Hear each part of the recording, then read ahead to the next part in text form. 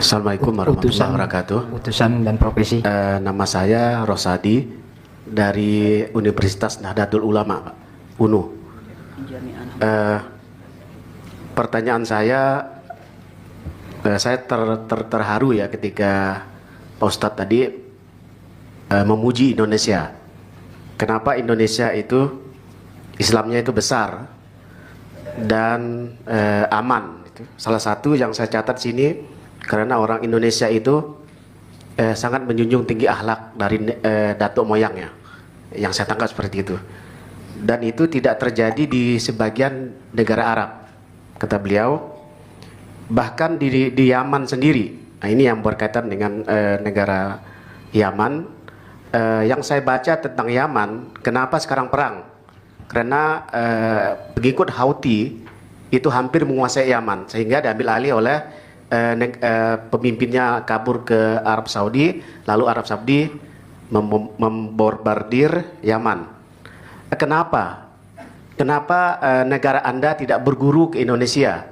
Ya, kenapa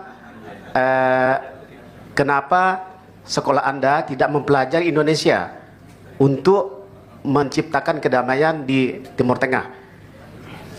Jadi ini terbalik ya, terbalik. Jadi insya Allah negara Indonesia akan aman dan sentosa. Singkat aja, Pak. Itu pertanyaan saya, kenapa solusi dari persoalan yang di negara Anda itu tidak belajar ke Indonesia?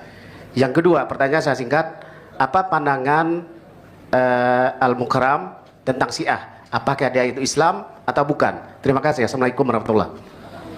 السؤال الأول يعني تعجبت مما قلتم مما يعني في إندونيسيا من بقايا القيم والأخلاق الموروثة من المدرسة الأبوية. تعجبت من ذلك. وأنا سمعت أيضا في جانب آخر أنه حدثت الحروب في بلادكم اليمن، ذلك بسبب أن الحوثيون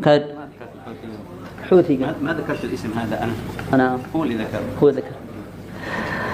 هو ذكر بأن الحوثي كاد أن يستوعب اليمن، فلجأ رئيس اليمن إلى السعودية، فحاربت السعودية اليمن ودمرتها وخربتها. فالسؤال يعني ذكرتم بأن في بلادنا إندونيسيا السلامة والأمان والقيم والأخلاق الموروثة من المدرسة الأبوية. لماذا لا تتعلم أنتم يا أهل اليمن من إندونيسيا لإيجاد السلامة في الشرق الأوسط؟ المفروض يعني ليس بالعكس، أنتم تتعلمون مننا من أهل إندونيسيا بإيجاد السلامة في بلادكم. تعلمتم. بالطبع نحن وصلنا إليكم لأجل نأخذ حقنا الذي عندكم من قبل. Tentu saya sampai kepada antum semua untuk mengambil apa yang kita miliki, tapi ada pada antum sekarang. Apa yang kita miliki tapi ada pada antum. أنتم ما عرفتم الإسلام إلا من أرض اليمن، واليمن يعبث الشيطان اليوم بها، فأنتم عليكم واجب نحوها كما أنها قد قدمت لكم الخير، فاذكروها بالخير لأجل أن تقدموا لها الخير. Dan antum Indonesia nggak mengenal Islam kecuali dari Yaman. Indonesia tidak mengenal Islam, antum la ta'rifun al-Islam illa min al-Yaman. Antum tidak mengenal Islam kecuali dari Yaman, dan Yaman pada saat ini sedang diobok-obok oleh setan. Maka belilah, persembahkanlah sesuatu kepada Yaman sebagaimana Yaman mempersembahkan sesuatu kepada antum, dan sebutkan Yaman dengan baik. أليس الإسلام يأمرنا ببر الوالدين وصلة الرحم؟ Bukankah Islam mengajarkan kita untuk bakti kepada orang tua dan menyambung silaturahmi? والنبي صلى الله عليه وسلم عندما انتبهوا بارك الله فيكم، النبي صلى الله عليه وسلم عندما بعث الصحابة إلى مصر، ومصر كانت في الكفر، فقال لهم النبي صلى الله عليه وسلم إن لي فيهم نسبا وصهرا، أي أرفقوا بهم. فنحن اليوم نقول أنتم عندكم لنا نسبا وصهرا. أنتم لنا بالنسبة أندونيسيا نعتبرها الحاضنة الشعبية المنهج التقليدي القديم. ولهذا عندما جئت هنا اتصلت بكل العلماء الذين أعرفهم، ربما لم أجلس مع حزبي، ربما لم أجلس مع أحد من أهل السياسة، لكن الذين جلست معهم الذين لا زالت لهم ارتباطات بالمدرسة التقليدية القديمة. حتى هذا الاحتفال الذي نظمته مجموعة الشباب الذين يعملون في المدرسة الأبوية التقليدية.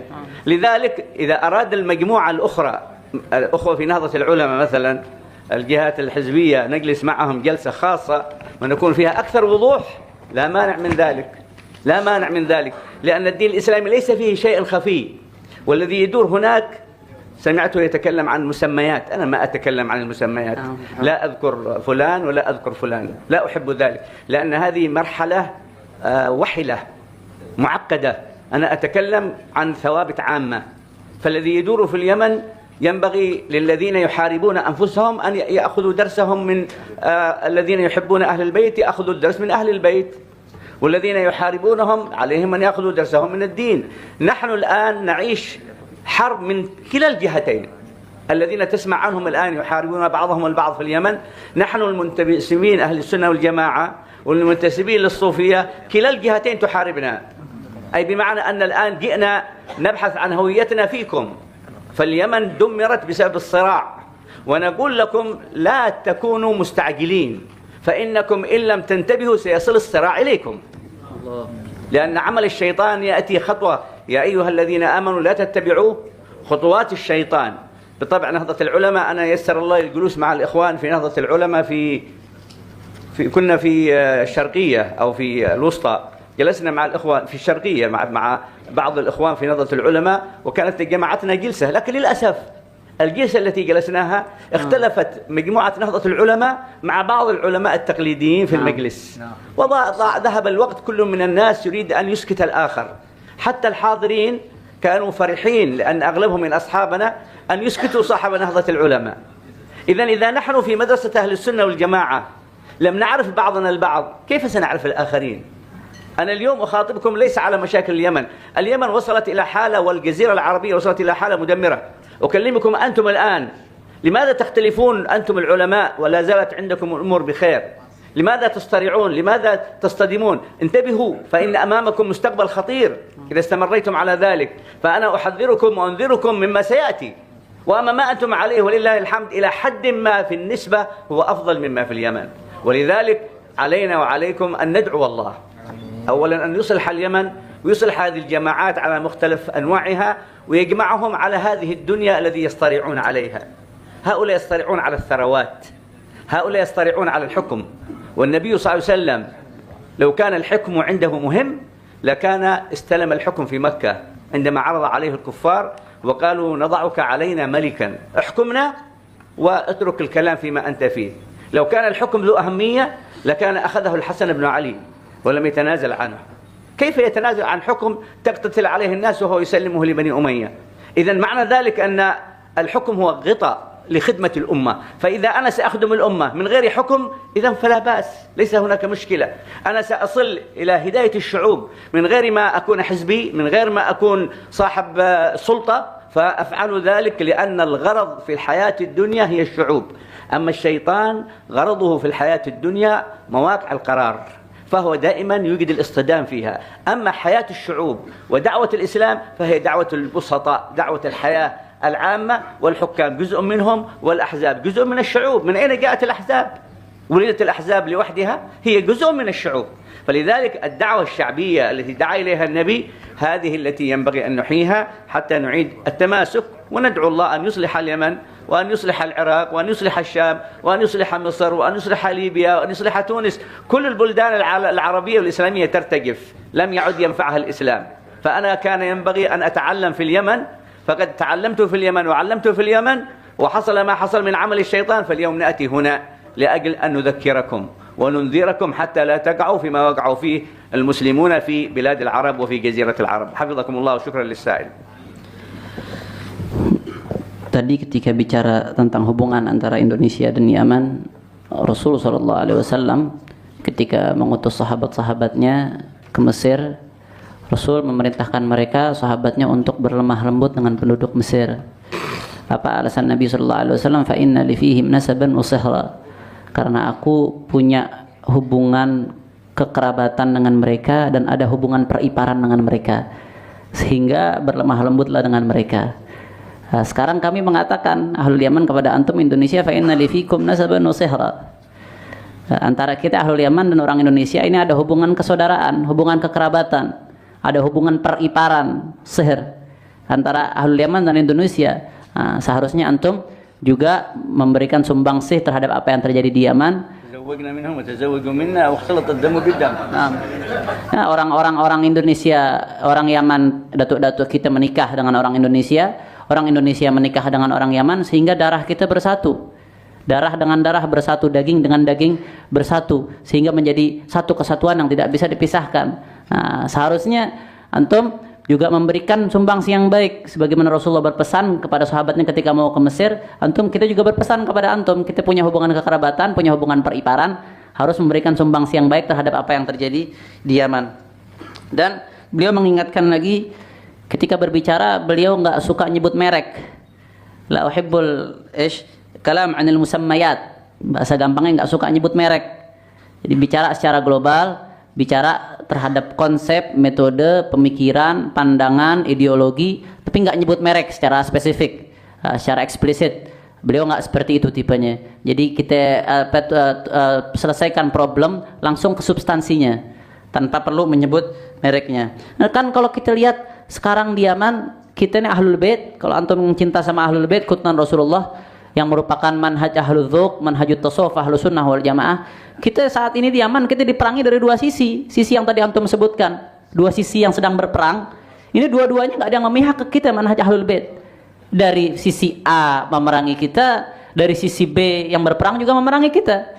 Dua-duanya nyerang kita. Kita dikeroyok, kita digebugin sekarang dari dua sisi. Oleh karena itu kita tidak memihak ke A atau ke B dalam konteks Yaman. Bahkan alhamdulillah, ini ikhwah dari Nahdlatul Ulama tadi beliau menyebutkan, jazakallah khair, kalau mungkin ke depan bisa diadakan duduk bersama membahas kajian yang perlu dibahas, maka alhamdulillah ala dzalik, mungkin bisa kita bahas supaya lebih detail lagi, lebih rinci lagi. Tapi kemarin saya sempat duduk bersama pengurus Nahdlatul Ulama ketika melakukan seminar di Jawa Timur. Mungkin Bidhabat fi Sidogiri, Bidhabat fi Sidogiri. Hadir di pertemuan tersebut pimpinan daripada Nahdlatul Ulama. Mungkin antum semua udah dengar dan cukup beredar di media sosial. Nah, cuman sayangnya di majelis tersebut ternyata pimpinan Nahdlatul Ulama berbeda pendapat, ada perselisihan antara pimpinan Nahdlatul Ulama dan al-ulama at-taqlidiyin minnana, ulama-ulama yang menempuh jalan daripada datuk-datuknya, dari leluhurnya para salafun salihun. Ada perbedaan pendapat sehingga dalam majelis tersebut ada upaya untuk saling menjatuhkan. Nah, ini yang sangat disayangkan, ada upaya untuk satu sama lain saling menjatuhkan pada majelis tersebut. Kalau ada kesempatan kita bisa duduk untuk berbicara supaya lebih jelas lagi. Nah, saya mengajak antum berbicara tentang hal ini. Yaman pada saat ini dalam keadaan buruk, dan Timur Tengah secara umum juga dalam keadaan yang cukup buruk, dan Indonesia dalam keadaan yang lebih baik pada saat ini dari keadaan yang ada di Yaman karena sedang perang luar biasa. Tapi hati-hati, kalau dari sekarang antum tidak perhatian, antum lengah, lam tantabihu dari sekarang, mungkin antum bisa sampai kepada keadaan yang lebih buruk dari itu. Jadi satasiluna ila halatin akhtar min dzalik. Kalau in lam tantabihu, kalau antum tidak perhatian dari sekarang, kalau tidak memperhatikan apa yang telah kita jelaskan, mungkin antum bisa sampai kepada keadaan yang lebih buruk dari apa yang dicapai Yaman dan negara-negara Timur Tengah pada zaman sekarang. Jadi kalau kita lihat kita berdoa kepada Allah Subhanahu wa taala, mudah-mudahan Allah Subhanahu wa taala memperbaiki Yaman, mudah-mudahan Allah Subhanahu wa taala menjaga Yaman, dan Allah Subhanahu wa taala menciptakan kedamaian di Yaman. Dan masalah hukum, ini kalau hukum itu sesuatu yang penting, pemerintahan sesuatu yang penting, kita dalam membela agama, dalam memberikan sumbangsi ke masyarakat, nggak harus masuk ke pemerintahan. Ini pandangan beliau, nggak perlu masuk ke pemerintahan, karena terkadang masuknya ke pemerintahan justru jadi jadi pembatas. Beliau ketika memberikan khidmah, memberikan sumbangsi kepada masyarakat, kepada umat di luar pemerintahan, menurut pandangan beliau justru bisa lebih bebas, tidak terikat. Nah, dan kalau menguasai pemerintahan itu sesuatu yang penting, kata beliau, pasti Rasulullah SAW waktu di Makkah ditawarkan untuk jadi raja, Rasul bakal ambil. Tapi realitanya nggak diambil sama Rasulullah SAW. Begitu juga kalau pemerintahan itu sesuatu yang penting, Sayyidina Hasan bin Ali nggak mungkin meninggalkan pemerintahannya. Tapi realitanya beliau mencopot pemerintahan untuk menjaga supaya tidak terjadi pertumpahan darah.